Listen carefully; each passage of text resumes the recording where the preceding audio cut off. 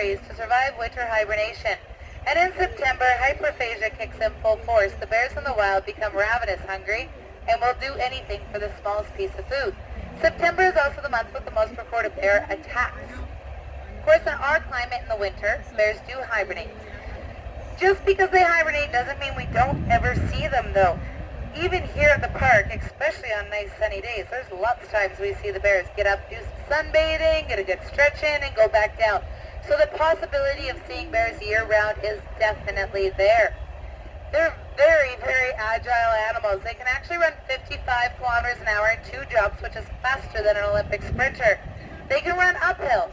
They run downhill just as well. They can scale a tree just as quickly and turn on a dime. Us as people, if we run or scream in front of large carnivores, we turn into prey. Which means if you run or scream in front of bears, you look like big juicy hot dogs and they want to eat you. So, never a good idea to run in front of bears. Their nose is their best sense. It is what they rely on 100% of the time. To give you an idea how amazing that nose actually is, the average dog smells 100 times better than us people. Bears smell 2,100 times better than us people. We're never going to fool a bear's nose. So always keep that in mind when you're traveling out bear country. Anything that has a smell or odor could attract a bear. Be very aware of how you're storing food products. Coolers, not bear-proof. Trust me, if they get their paws out of them, they think they're really, really fun things, actually.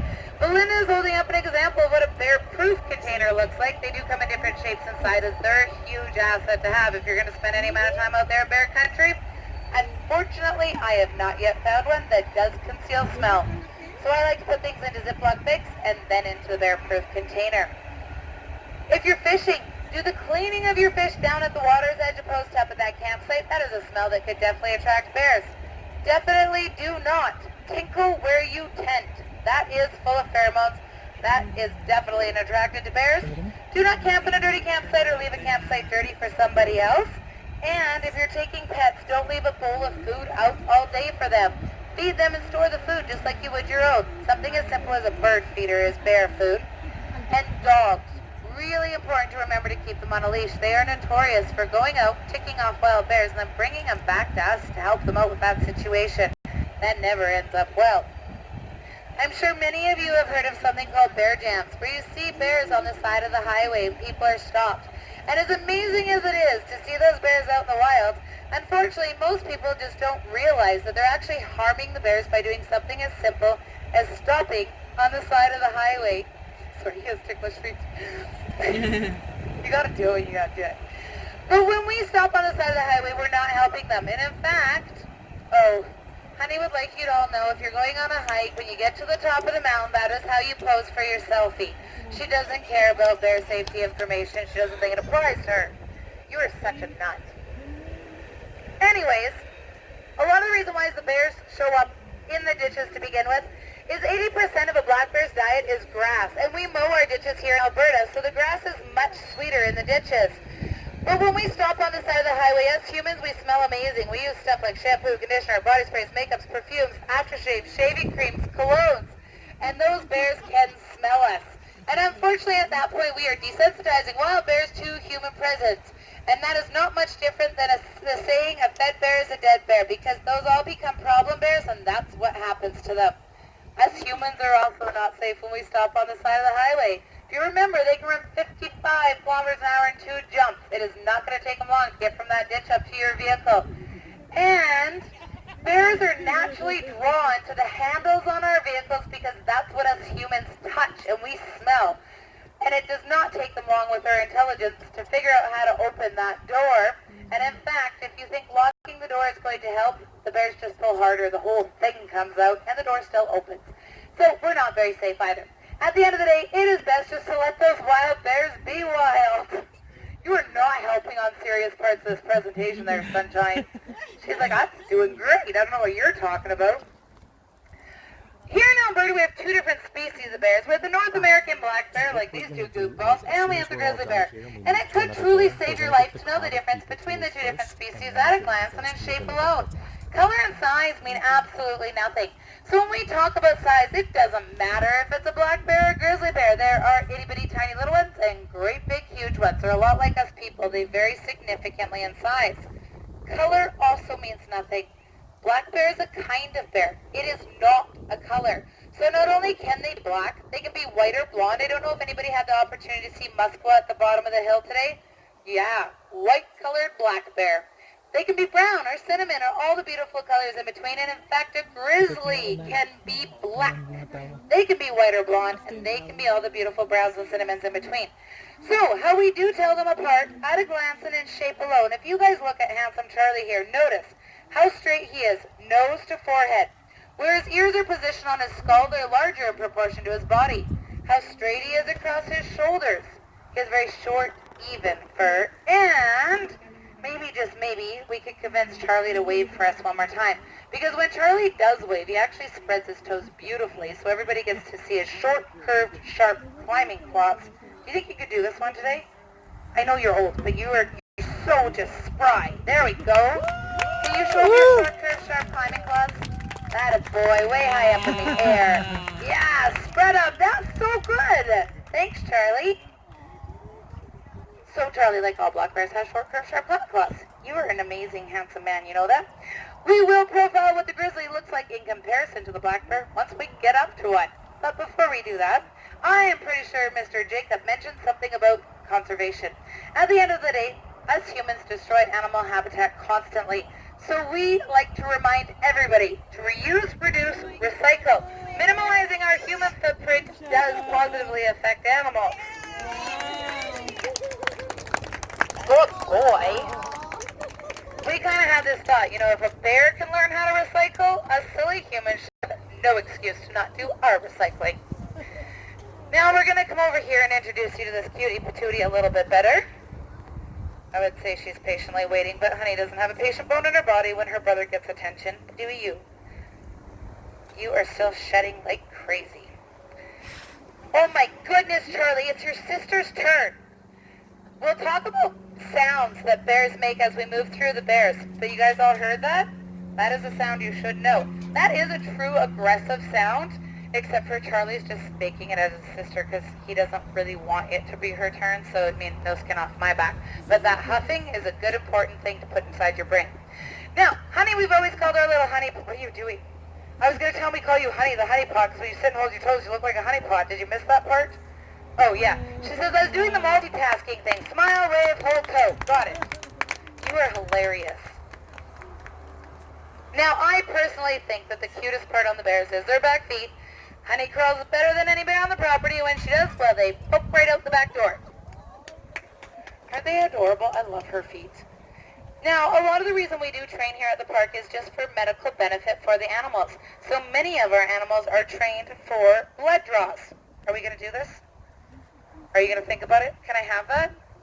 Yeah, that one. No, I don't want you to do my blood first. I want to do your blood first. Lay down. Foot. Why aren't you giving me your foot today? Oh, thank you. You didn't want a foot massage today, Goofy? So they are trained for blood draws, and when we take blood from the bears, there is actually a beautiful vein right here that we draw the blood from. This is an extremely important behavior because just like with humans, every time you sedate, there is risk. So if we can minimize sedation, it is very beneficial. And with Honey Angel and Charlie especially, we do this actually quite regularly. Yeah, you can keep taking my blood. I just don't want to squat anymore. I'm being lazy. Honey Angel and Charlie all have a thyroid condition, which means that they do take pills morning and night.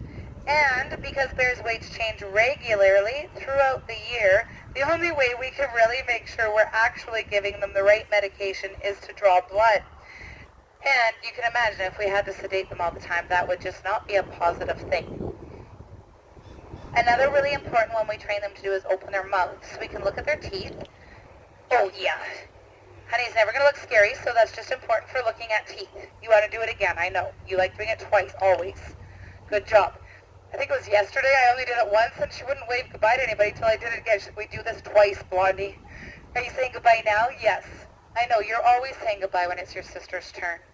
We are going to head up, meet a few more bears, so if everybody would like to follow Jessie way up over yonder, she'll lead the way. Where we came from, exactly. Mind our own business, too. But what if the bear way over there does this?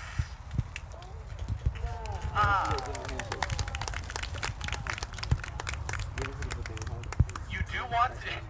You're getting ahead of me. let me ask the questions first. First of all, why is the bear standing up like that way over there? Because I asked him to. Photo op? Man, we got the peanut gallery today. How about I just tell you? I'm gonna stop asking questions. It's an information-seeking stance. The fairway over there is trying to either see, hear, or smell you a little better and figure out if you're something it should chase after and eat for its lunch, or turn around and run away from.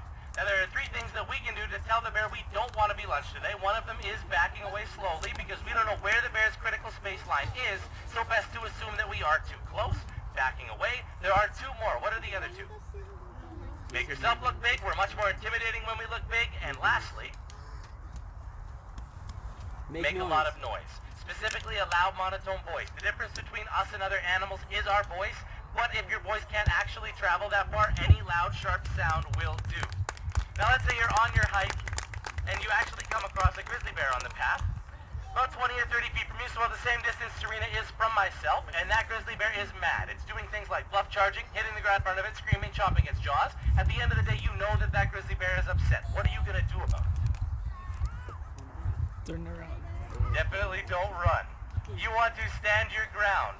Don't back away. If you give ground to aggression, that bear will keep coming forward. If you get aggressive with a grizzly bear, it's going to get aggressive back.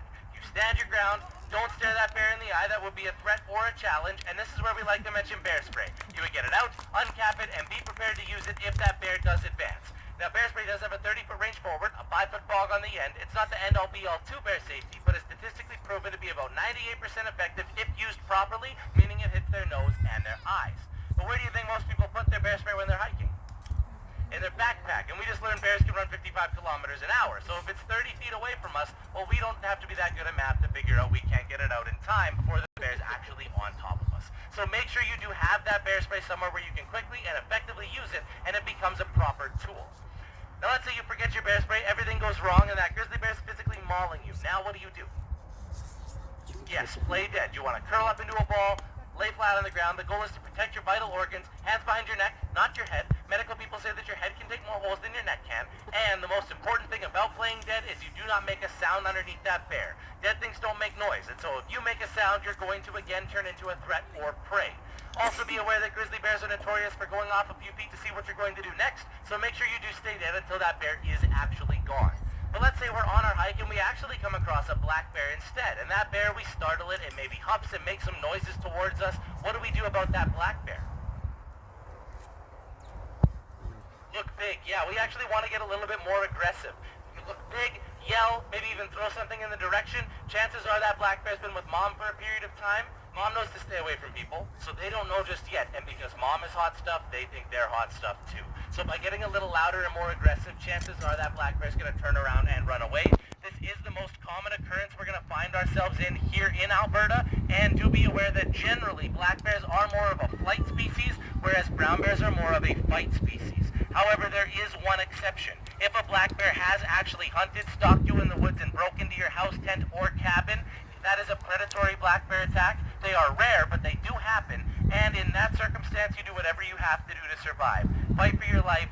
Their nose and their feet are the most sensitive places on their body, and again, bear spray is an amazing tool. That's why it's so important to be able to tell the two different species apart at a glance and in shape alone, because how you do respond to each of them is very different and can truly save your life. Now, Gruff's been doing a ton of different fun things, but he does actually have a signature move, and that signature move, you may have seen it before in the movies. You ever seen that in the movies? No worries. That big scary bear that stands up and opens his mouth and roars, you seen that in the movies? Yeah.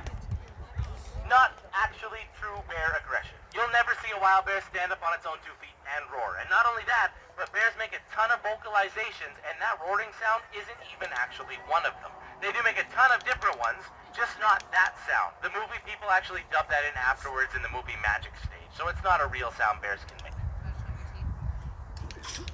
It is a really good way to check their teeth, that's for sure. We saw that at Honey. But, alas, we do have one more bear to go visit, so if everyone would like to follow Jeff... Alright, when we were over at Honey, you've seen that she really does willingly just lay on her side, give me her foot, stay there probably for as ever as I need her to. But Berkeley is still very much a baby. She is just going to be 2.5 years old on April 17th. And so, for us to train the blood draw, we've actually figured out if we work on back foot paw painting, it gives us the ability to work on patience. And like all 2-year-olds, patience are just not our strong skill.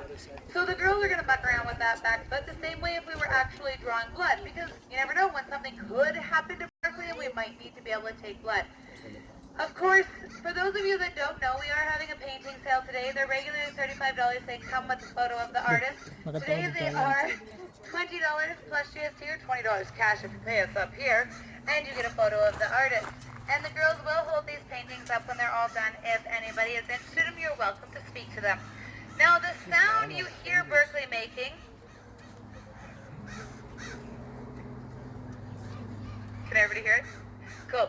That's called cooing. That is the sound that all baby bear cubs do make. She is simply sucking on my fingers, just like a human. Oh, that was cold. Just like a human child sucks on their own thumb or on a pacifier. Berkeley just chose those 4 fingers on the most part to be hers. Some bear cubs will actually suck on the pads of their own feet, on siblings' ears. Angel actually still sucks on her very own tongue. But, like I said, it's a happy, content sound. And Berkeley is what we call a captive orphan. She was born at a facility in the States, unfortunately. Her parents were both very, very young, therefore they were not expecting cubs. And the male was still housed with the female. Male bears and cubs end up in no cubs at all. And unfortunately, Berkeley's sibling didn't make it, so they knew that if they didn't take her, she also wasn't going to make it. But the people didn't have the time to raise her. But they knew who we were and what we do, and they contacted us and asked if we would be willing to take her. So Berkeley will stay with us as well for the rest of her life. Now, another really important thing, we profiled Charlie the black bear. And we talked about profiling the grizzly. They're not helping me talk. Here, Kate, go over there for a second. I have fingers and hands everywhere. You're stuck on my belt. This is why we can't have nice things. All right. We talked about the difference between the black bear and a grizzly bear at a glance and in shape alone. Again, the color and size mean absolutely nothing. So in only shape, what do you guys see different? The hump. Yes, the big hump on the shoulders. Absolutely. What else? The ears are smaller in proportion to the body, different on the skull. Yeah, the big dipper indentation in the forehead. Touch your ears. You gotta yell it out. Yeah, the long, straight, blunt digging claws where black bears have very short, curved, sharp climbing claws. Don't worry, she's going to show those claws off flop. The other one's a little bit harder right now because the black bears are just starting to really shed out. She's almost completely shed out. In fact, it's starting to get long and shaggy now. But brown bears typically do have longer, shaggier hair. So all that being said, before we do fun stuff, I think, does anybody have any questions? Don't chew on my shoelaces, you doodle head. Are you? Berkeley, those are my shoelaces. You know the plastic pieces on the end of the shoe? Yeah, that's what she's wrecking right now. That and buttons. Okay, here, can you, give me back my feet? Don't chew the plastic piece. No questions? Yes. Does she suck everybody's fingers? Nope, only my 4 fingers. Even these ones she won't. Those are magical. Those are magical. Only me. Only those 4 fingers. That's amazing. Are you amazing? Can you please eat your peanuts before you suck on my fingers? Kids, I tell ya. How old is she? She will be 2.5 on July 17th. Yeah, now you're going to go up to the buttons. I know how you work. You're just goofing around. How much does she Lay down weigh? and ignore me for a minute. Pardon? How much does she weigh? How much does she weigh? She is 290 pounds. Thank you. We just weighed her. Are you ready for her to do some stuff? Are you ready to do stuff? No? Well, you're out of luck, apparently. Kidding. She says no to anything. Do you want to show them what an upside down bear looks like? Nope. Are you going to think about it first? All right. I'll show you what upside down bears look like. Oh, you're in a funny hole. Can you wave to everybody while you're down there? It's not stinky down there. It is stinky? Well, who am I to tell you what stinks? Oh yeah, you can do your sit-ups. Great abs on her. Here, do you want that? You want to sit up and say hi to everybody? There you go. See, I thought you might say hi. Can't be rude. Do you want to show everybody your big scary teeth?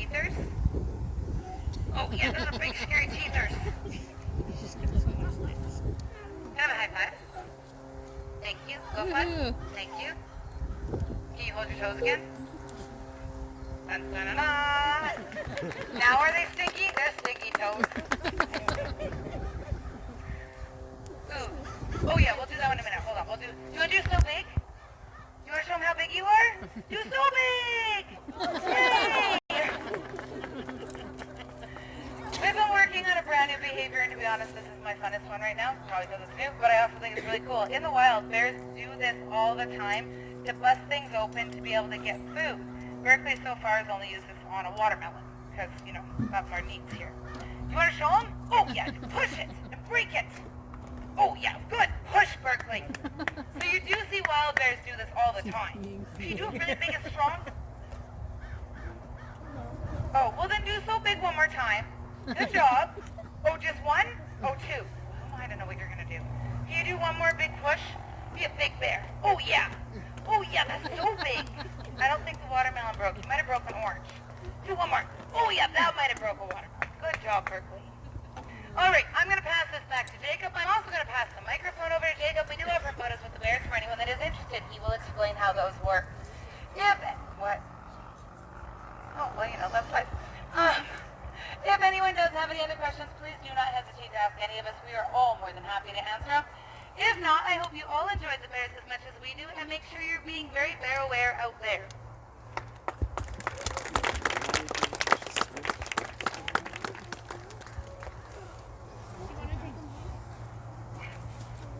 All right, everyone, so we are going to be starting our photo taking session. This is the time we do ask that all photo taking and video taking devices are turned off and tucked away until we're all the way out of the bear presentation area. When we do